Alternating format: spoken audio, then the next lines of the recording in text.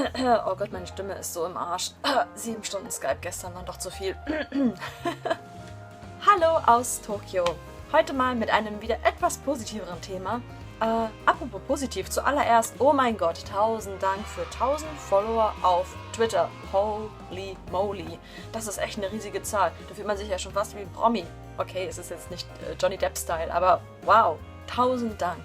Ich denke, ich werde entweder diesen Monat oder allerspätestens nächsten Monat nochmal ein Giveaway starten.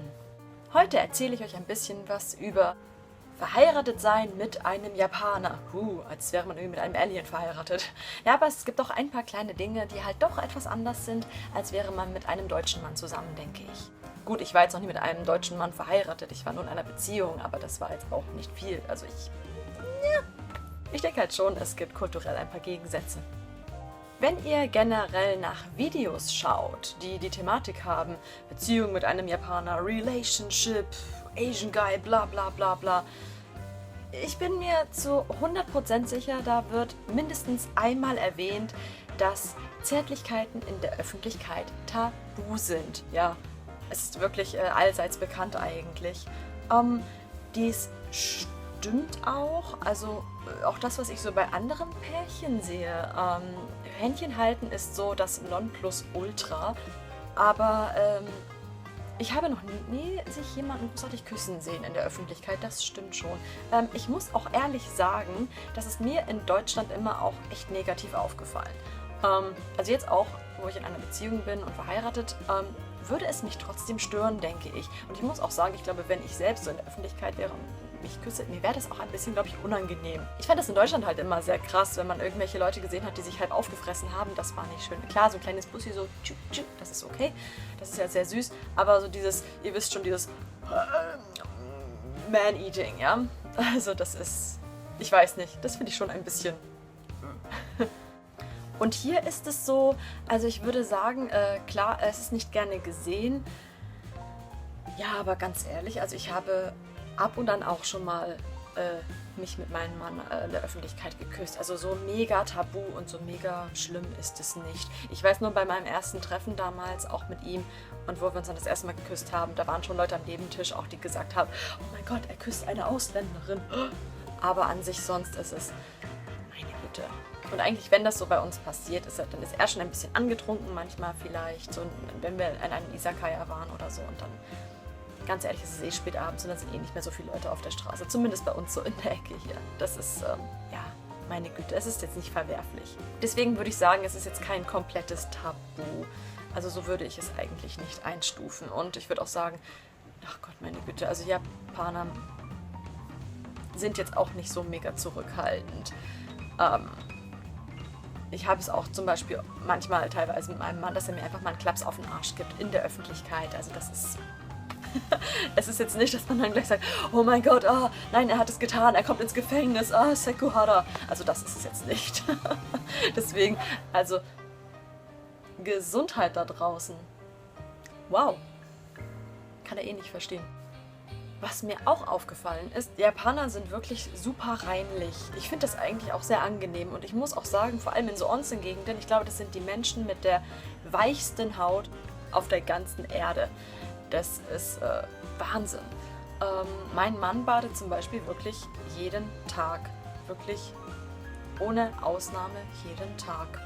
Ich habe mir das auch irgendwie angewöhnt, jetzt seit ich hier bin.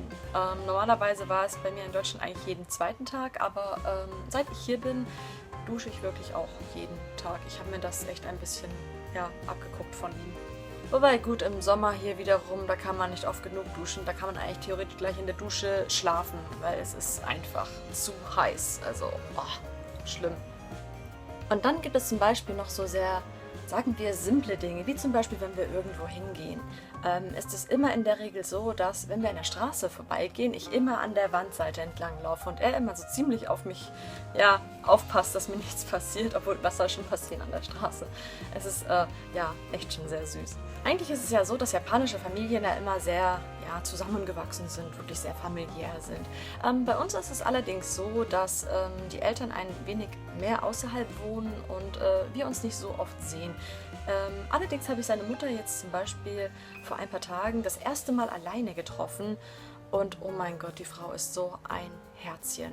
Wahnsinn. Ich hatte sehr große Angst und sehr große Bedenken, aber ich meine, ich wurde davor ja auch schon sehr herzlich von der Familie aufgenommen, was mich sehr gefreut hat und ich war wirklich sehr erleichtert.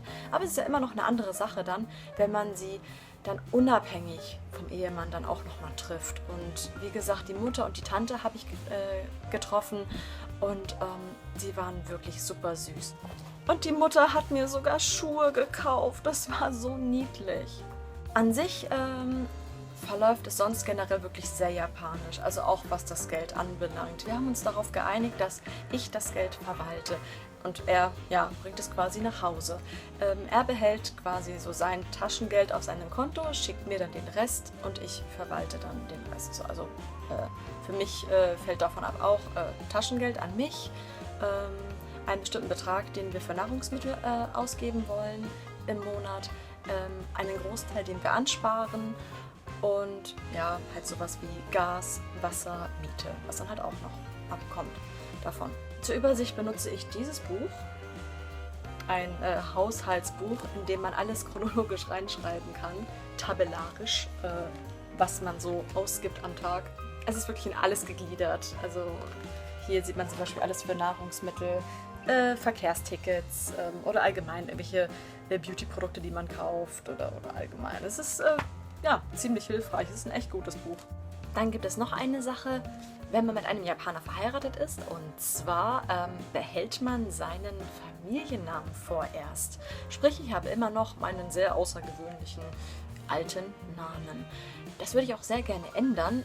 Ich muss mal schauen, ob man dafür zur deutschen Botschaft muss oder ob ich jemanden in Deutschland dafür kontaktieren muss. Ich weiß ehrlich gesagt nicht, wie das vonstatten geht. Falls es jemand von euch eventuell weiß und schon getan hat, gerne in die Kommentare und gerne helfen. Da bin ich immer sehr dankbar für. Aber generell ist es wirklich so, ja, dass ich halt noch erstmal meinen alten Namen habe. Den möchte ich auch sehr gerne wirklich ändern. Allein schon auch, wenn man bedenkt, dass man sich später vielleicht mal reduplizieren möchte, dass man expandieren möchte und wenn man dann ein Kind hat, finde ich, ist es, glaube ich, auch schöner dann, wenn man den gleichen Namen wie sein Partner hat. So, das war's soweit zu diesem Thema, was mir alles so dazu eingefallen ist. Ich wollte es gerne mal mit euch teilen und wenn ihr selbst einige andere Erfahrungen habt oder Eindrücke, immer gerne in die Kommentare und dann können wir darüber reden. Ich habe mich beim letzten Video auch sehr über die Kommentare gefreut. Danke dafür nochmal. So, jetzt ist Mittagszeit, jetzt habe ich langsam Hunger. Ich werde jetzt was essen und ja, bedanke mich hiermit fürs Zuschauen und bis zum nächsten Video.